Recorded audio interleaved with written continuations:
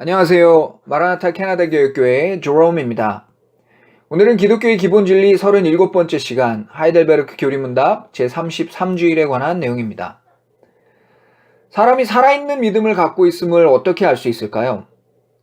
사람이 정말 하나님께서 주신 구원의 은혜에 감사하여 참으로 믿음 안에서 살아간다는 것은 무엇을 뜻하는 것일까요? 성경의 표현을 그대로 사용해서 말하자면 옛사람은 죽고 새 사람의 삶을 사는 것이라고 할 수 있습니다. 그런데 이 말도 상당히 축약적인 표현이기 때문에 한 번에 확 와닿기는 힘듭니다. 그래서 오늘은 이 말에 대해 간단히 살펴보겠습니다.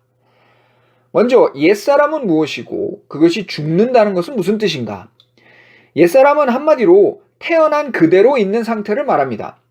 아담의 원죄 안에서 태어나서 그 죄성이 무럭무럭 자라나며 하나 둘 셀 수 없이 많은 악한 생각과 말과 행동들을 하며 살아가는 평범한 사람의 모습, 즉 죄의 문제가 해결되지 않은 사람, 그것이 옛사람입니다.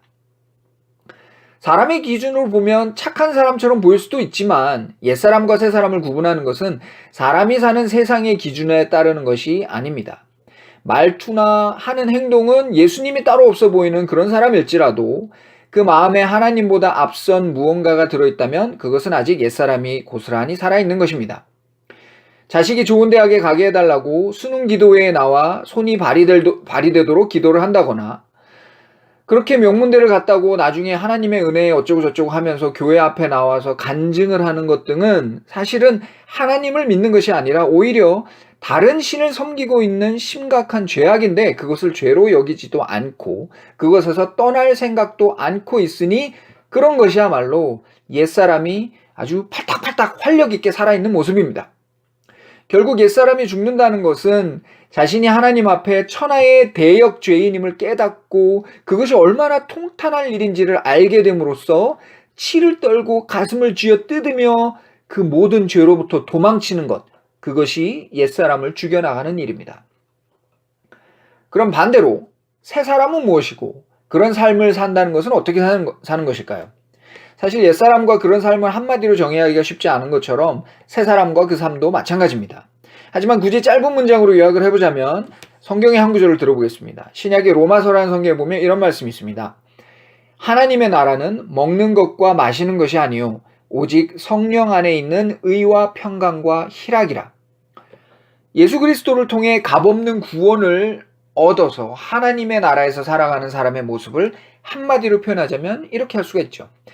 먹는 것과 마시는 것, 즉 사람의 욕심을 채우고 세상의 기준을 만족시키기 위해 사는 것이 아니고 오직 성령님 안에서, 즉 그분께서 알게 하시고 깨닫게 하시는 하나님의 뜻과 그 계획 안에서 의와 평강과 희락을 누리는 삶이죠.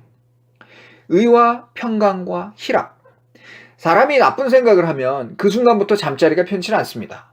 어떻게 남을 이겨볼까? 어떻게 나도 남들이 가진 것 좀 가져볼까? 어떻게 하면 남의 것을 뺏어볼까 생각하기 시작하면 온갖 나쁜 계획과 상상이 머릿속을 가득 채우고 또 어떻게 하면 들키지 않고 이 나쁜 계획을 성공시킬까 노심초사 불안하고 근심투성이의 삶을 살게 됩니다.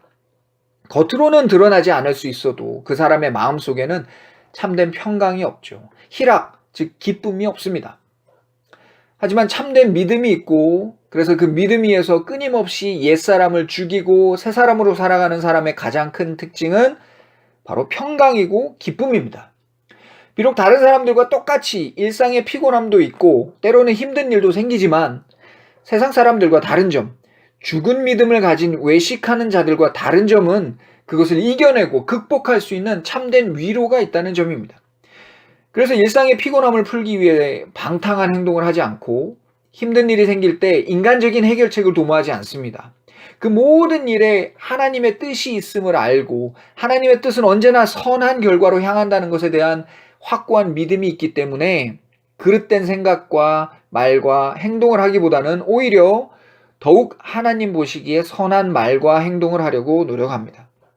하나님의 약속을 알고 그것을 믿기 때문에 아무리 힘든 상황이 닥치더라도 나의 잔꾀나 세상의 지혜를 따라 일을 처리하지 않고 오직 하나님의 영광이 드러나는 방향으로 생각하고 말하고 행동해 갑니다. 그러면 당연히 하나님께서 그 인내와 믿음의 위로를 주시니 그것이 또한 삶의 온전한 평강과 기쁨이 되는 것이죠. 다음 시간부터는 이 모든 생각과 행동의 최소한의 기준점이 되는 것, 즉 10계명에 대해 계속해서 살펴보겠습니다. 감사합니다.